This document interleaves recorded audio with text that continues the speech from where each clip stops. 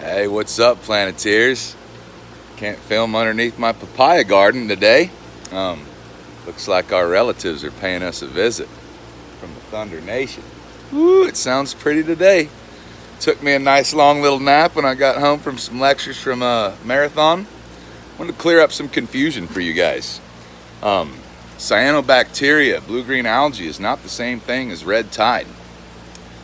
What's going on is government's not heeding a warning from scientists saying, do not dump freshwater algae into the ocean. Let it flow through the Everglades. What we did was we allowed leaching from sugar, farming, cattle, your lawns. If you have put fertilizer on your lawn ever, you are part to blame. 80% of fertilizer in Florida is leached into our aquifers and our oceans and our streams. This needs to stop, all of us, guys.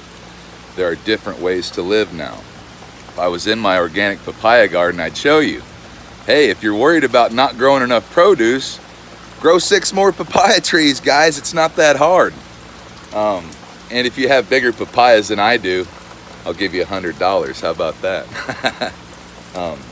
Organic is the way to be, guys. Been doing it for years, trust me. Now, what we have done is we have allowed leaching from all of our sides. If you buy and eat sugar, you are part of the problem too. Now, we have allowed these fertilizers to leak into the streams, into Lake Okeechobee, where nitrates and phosphates tend to settle at the bottom. When we have large storms come, it mixes up these phosphates and these nitrates from the farms and our lawns, septic tanks, all kinds of things. It leaches into the lake, becomes stirred up, and it becomes food, the blue-green algae. Like I warned weeks ago, do not allow this to be dumped into the ocean. What happens, the freshwater blue-green algae and the cyanobacteria dies when it hits the salt water. The nitrates and the phosphates that it carried is now available to the red tide as a food source. This is why we are seeing a red tide in epic proportion. This is usually a 2-3 day thing in the past. Now it's not. We sure do have a lot of coincidences that are lining up. But people don't need to be getting off quite as easy as just blaming farmers. I put blame on myself. I am a farmer.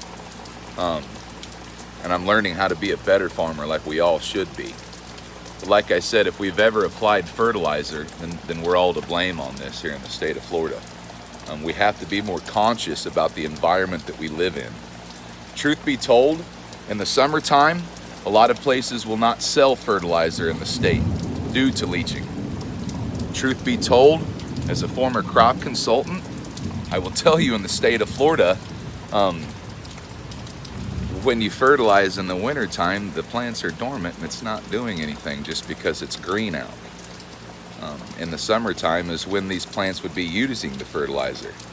Point being is you do not need fertilizer. We can restore our mycelium network structures, the mushroom network, which is the real internet and planet Earth. We didn't come up with the internet, that's the human version. If you guys haven't seen that movie Avatar, it's pretty real, and it's called mycelium networks. When we see a mushroom, it's almost like just seeing a peach on a peach tree. That peach isn't the only part of the plant. There's a whole tree and a whole root network underneath. These mycelium networks help a connection. They help restore a balance. When we go in and we alter an ecosystem and we force evolution on nature, it tends to not want to evolve quite as fast as we want it to. We need to stop the leaching to Lake Okeechobee. We need floating duckweed greenhouses where we can control the duckweed so it does not end up as a next example of, ooh, we thought that was a good plan. There's some things that I don't bother mentioning because as a scientist, I just assume that it's common sense to everyone. Believe me, we've thought about some things. We have learned some things. Sericea lespedeza, for example, in the state of Kansas. Kansas Department of Wildlife and Parks introduced that to the state.